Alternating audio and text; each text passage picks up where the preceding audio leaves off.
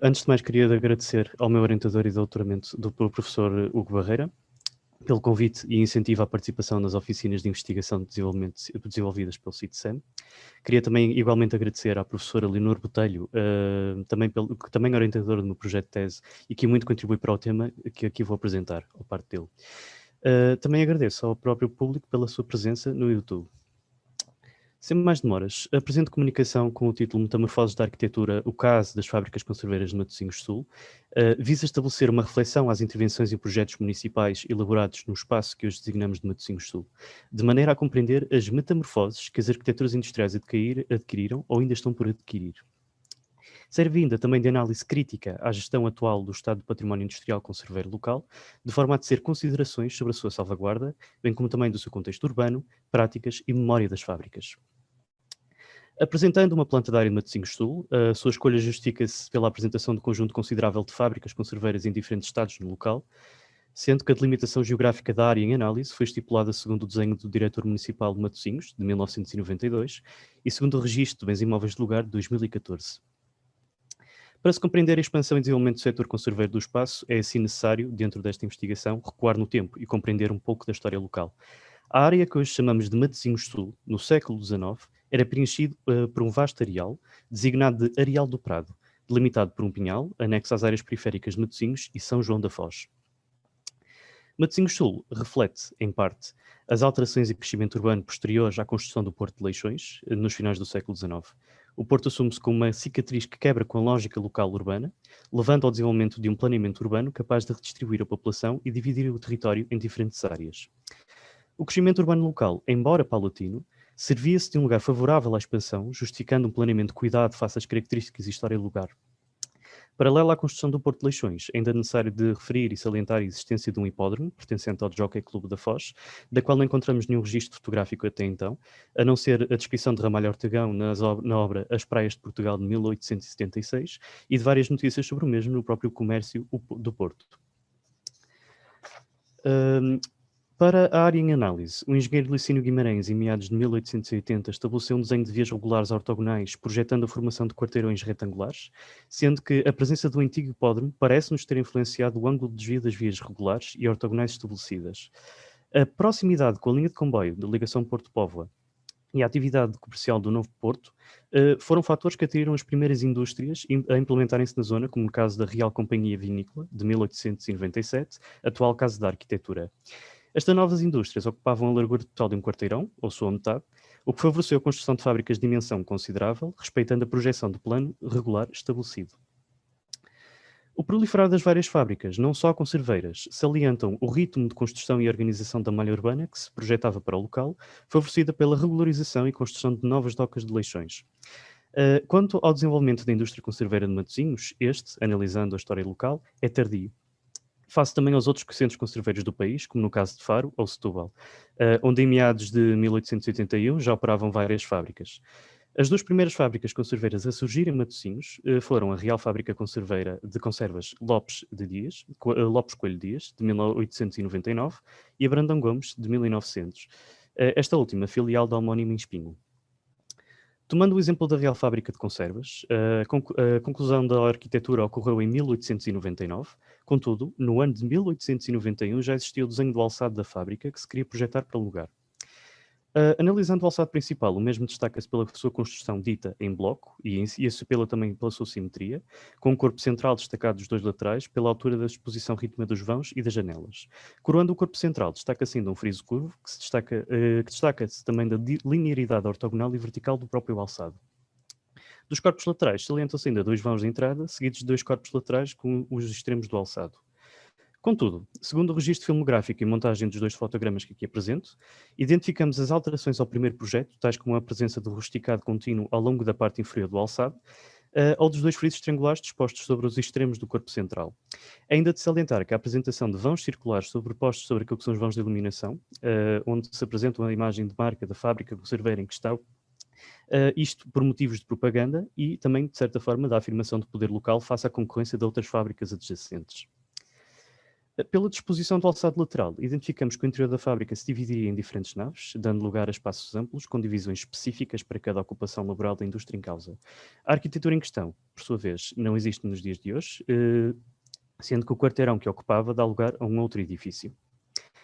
Desta situação, o aparecimento tardio das fábricas e conservas de Matosinhos não deve ser entendido como um elemento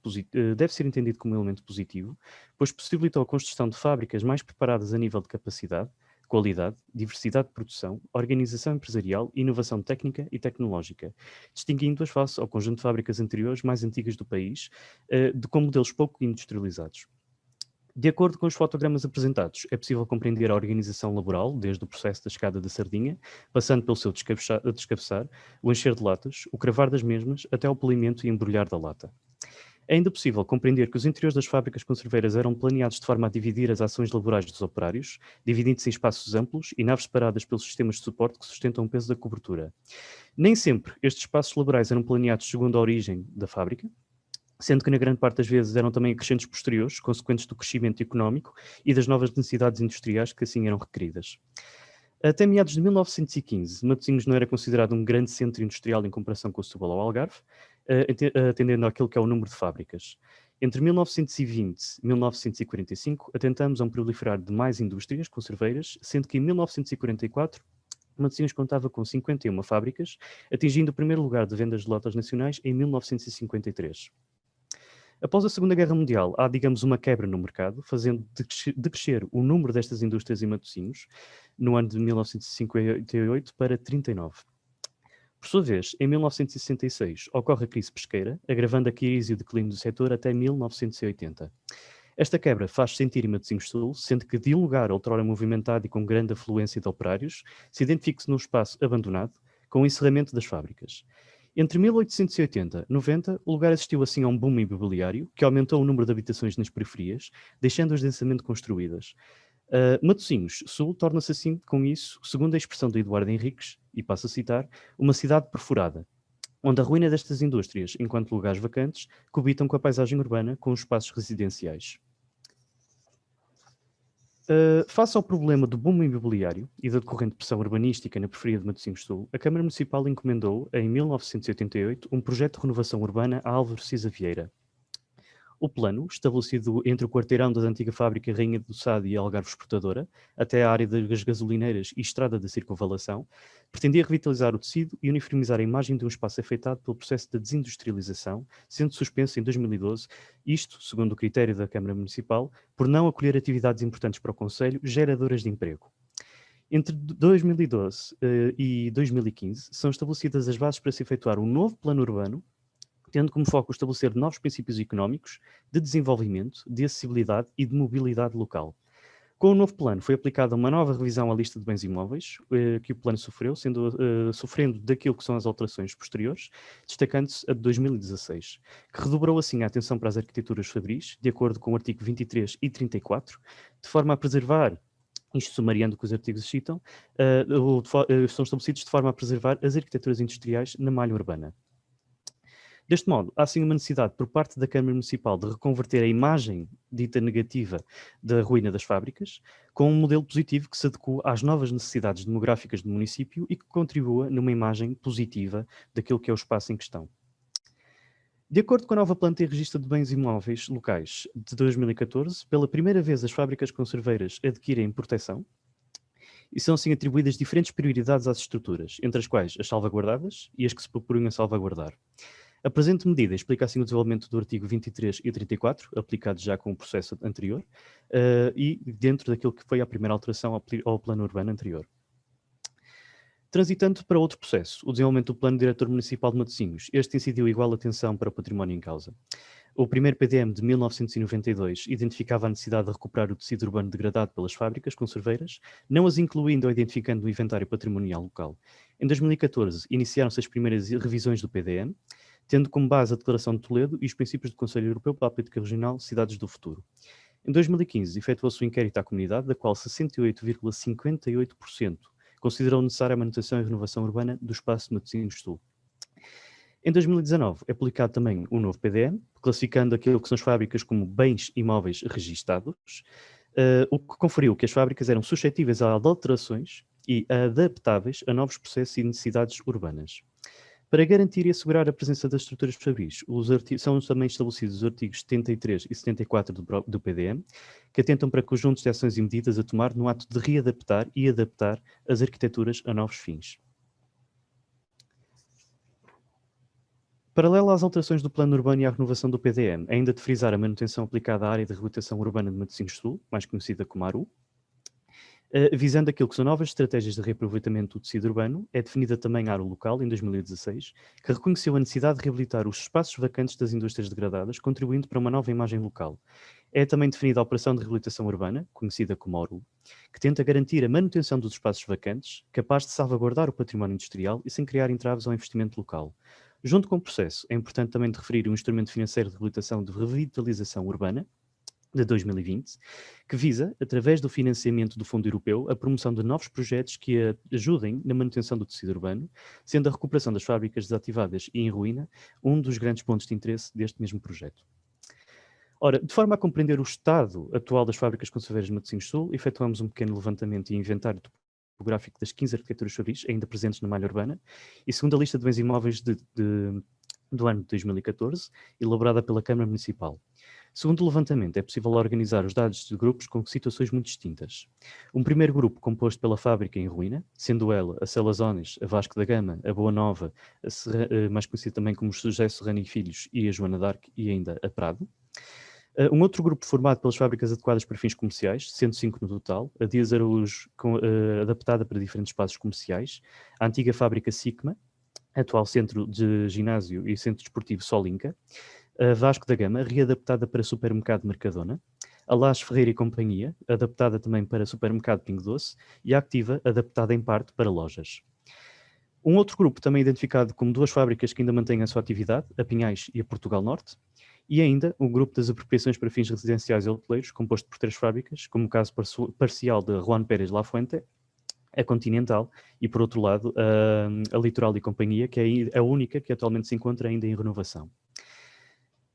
O presente mapa assinala ainda a localização exata dos diferentes grupos conserveiros enumerados, sendo que é perceptível que há um número considerável de fábricas adaptadas para fins comerciais em redor daquilo que é a atual Casa da Arquitetura, a antiga Companhia Vinícola, que é, de certa forma, também um sinal indicador da atenção e da renovação do próprio espaço urbano. Com isto, traduzindo aqui alguns exemplos, tomando o exemplo da antiga fábrica Continental, a fábrica, não ocupando a totalidade de um quarteirão em que se insere, afirma-se como um edifício de gaveto, destacando aquilo que é o ângulo de cruzamento das ruas, por uma torre central, elemento principal da fachada e dos alçados laterais. A mesma torre dá continuidade ao registro rítmico dos vãos de iluminação dos alçados laterais. Após o encerrar da fábrica, esta encontrou-se em ruína por várias décadas, ficando parte do seu alçado lateral destruído e com danos internos na própria torre.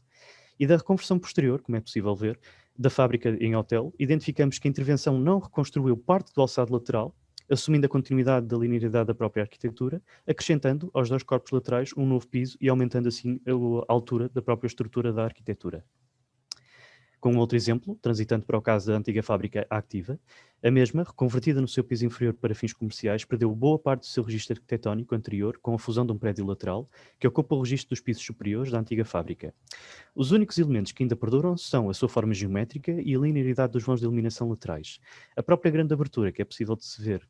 na figura, foi depois preenchida, assegurando assim aquilo que é a própria continuidade e a linearidade da arquitetura anterior. Finalizando, quanto ao caso da antiga fábrica Sigma, é o atual centro desportivo do grupo Solinca, verificamos uma recuperação e manutenção da arquitetura anterior, onde se mantém as suas linhas, vãos e formas, sendo visível o total respeito pelo artigo 73 e 74 do PDM de 2019, e somente atentamos então para aquilo que é o retirar de 2 vãos de entrada laterais, optando-se pelo registro rítmico e tripartido dos vãos de iluminação que se dispõem ao longo da fachada. Finalizando, ainda de salientar o caso da fábrica Pinhais, da qual se destaca no alçado principal com uma construção dita em bloco, semelhante ao que se registrou na Real Fábrica de Conservas em Matosinhos, tendo destaque para o corpo central, que se salienta em altura e plasticamente dos próprios laterais, sendo que este é composto por um conjunto de vãos de iluminação e de entrada que lhe prestam um certo ritmo. Do lado esquerdo da fachada principal, apresenta-se ainda um outro corpo, a nível da altura do corpo central, composto de vãos de iluminação duplos, no registro inferior, e curvos, no registro superior. Nos dias de hoje, a arquitetura ainda se mantém igual, parcialmente, registando-se a perda de parte superior daquilo que é o corpo lateral da fachada principal. Como considerações finais dentro daquilo que é a organização do próprio projeto. Das medidas de intervenções à gestão urbana da autarquia assinaladas, não encontramos nenhuma medida que reforce a salvaguarda do património material das indústrias conserveiras, o que levanta muitos problemas relativos à identidade do espaço, ao espírito local e ainda à compreensão futura das alterações urbanas que possam vir a decorrer. Proteger o património industrial é suficiente para garantir a sua conservação? É uma pergunta que eu deixo em aberto. Como vimos, as indústrias conserveiras na área de Matosinhos Sul apresentam duas realidades distintas: as conserveiras que foram apropriadas para outros fins e as que se encontram em ruína. As adaptadas para novos fins apresentam elementos que, se não forem consolidados para a definição das estruturas antigas em conformidade com as novas, podem deturpar a compreensão local das diferentes camadas cronológicas, afetando a consciência histórica da arquitetura e do espaço urbano em que se insere.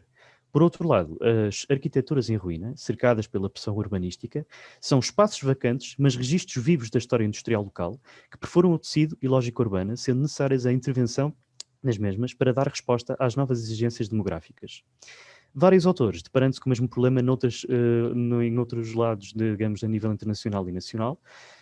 remetem para metodologias de intervenção que atentam para uma manutenção equilibrada, de forma a garantir aquilo que é o valor histórico das estruturas fabris e ainda de acrescentar a ponderação ao papel da antropologia urbana e sua relação com o seu património industrial. A nosso entender, é necessária uma medida que reforce a educação patrimonial local, e que prossiga na mesma linha de pensamento, reforçando o conhecimento da população local da história e do valor patrimonial das indústrias conserveiras que ainda existem ou já existiram. Termino assim a minha apresentação, demonstrando parte das fontes que foram utilizadas para a presente estrutura e, de certa forma, a bibliografia. Muito obrigado a todos.